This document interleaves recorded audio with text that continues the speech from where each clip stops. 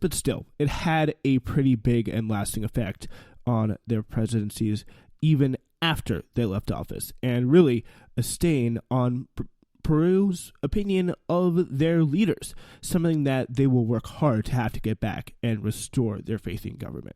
As you could probably imagine, the Peruvians were not the only ones with some serious lack of faith in their democracy, because as this investigation played out, there was some serious defects on domestic politics as well.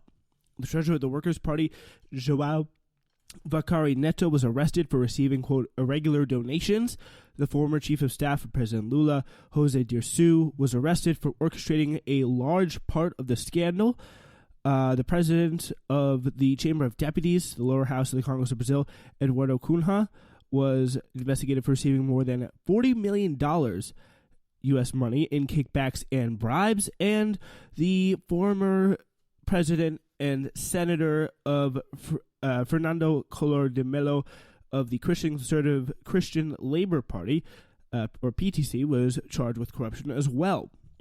And obviously we already know, in mid-April of 2018, former President Luis Inácio Lula da Silva, after being condemned for passive corruption and money laundering in relation to a luxury apartment in Guajara, received from an OAS construction company, entered prison in Curitiba to serve the sentence of 12 years and 1 month of imprisonment.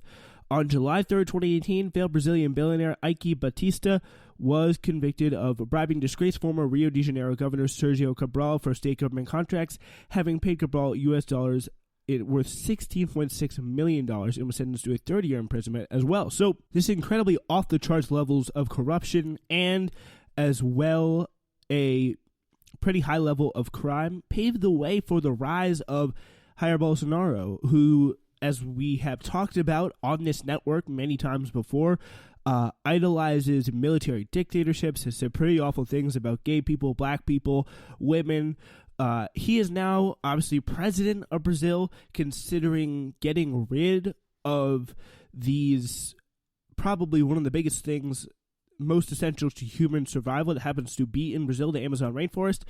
And meanwhile, all his opposition has pretty much been taken out by these prosecutors, these people in this Curitiba task force who are pretty much running the show. They have been very widely respected over the past 4 or 5 odd years, as they have been making arrests and really exposing quite a lot about the awful side, the awful underbelly that's really turned into the full light of day now, the corruption and just the awful, awful nature of business in Brazilian politics. That's all been exposed now, thanks to these people. But up until this point, we've heard obviously a lot about the people who have done the crimes, how the crimes have been done, all that stuff. But what about the people who have been fighting these crimes, the people who have been doing these major high-profile arrests that are so incredibly popular with the Brazilian people? The thing is, these people over time have risen to almost hero-like status with the Brazilian people, because they are the ones who are out there really stopping that corruption. And Brazil has been obviously a pretty corrupt place, and these people have been seen as some of the biggest and most prominent fighters in corruption, the symbols of integrity, the symbols of an institution, like the last institution really in Brazil, that still has any faith left with the public. So why not learn a little bit more about them? Starting with the judge, Sergio Moro. He is the presiding judge. He is not a big-time judge. He's not a judge who is well-known. He's not a judge who's really close to the Supreme Court, kind of on what would be kind of considered a lower appeals court in America. But he is, very importantly, from that region, from the Curitiba region that has such a role to play.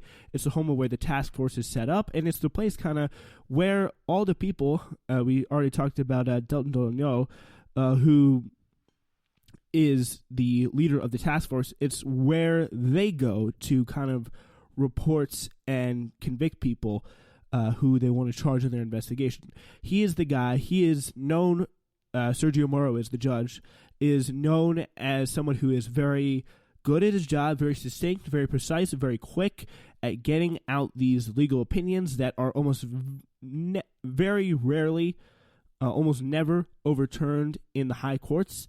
And he's considered as someone who is not a slacker. He's considered as one of the most efficient, hardworking guys in the Brazilian judiciary, which is a pretty high compliment, and kind of made him the perfect man to lead this big, important for the country corruption.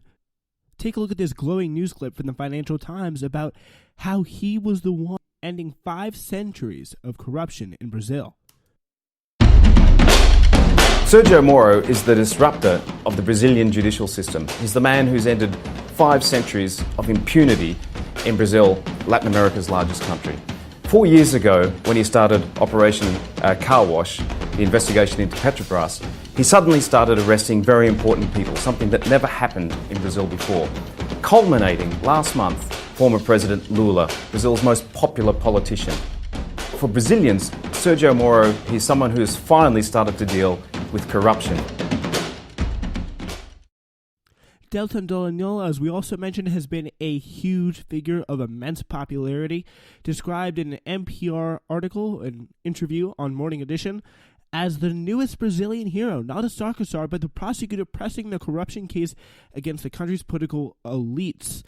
A literal line sneaking across the block from the bookstore in Brazil, where he recently wrote a book to kind of give his many fans a little bit of a detail about his work as leading this task force. And an NPR reporter even describes him as, quote, posing for selfies with fans who give him hugs and handshakes.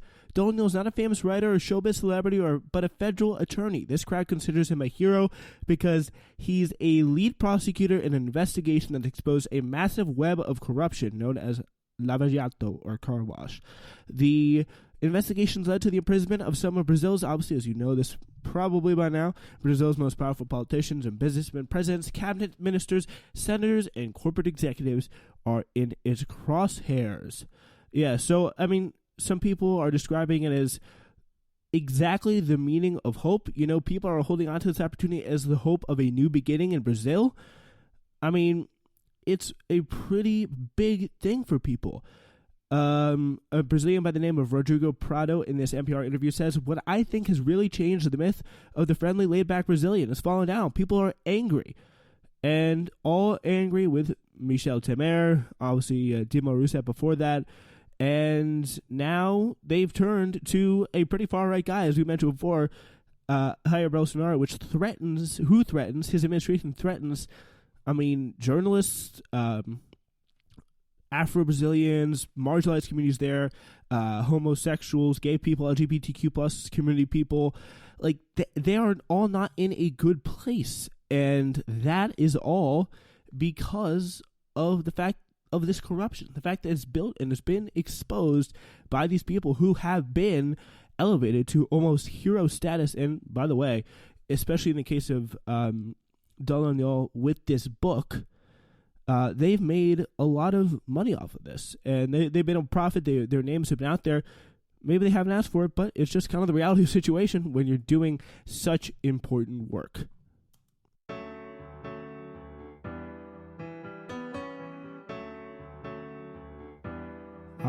But the thing is, our series is not over. Coming up on tomorrow's episode, we go deeper into the prosecutorial team and what happens when the anti-corruption crusaders become the ones being accused of corruption. That's tomorrow on our special series of Newsflash episodes going inside Operation Car Wash.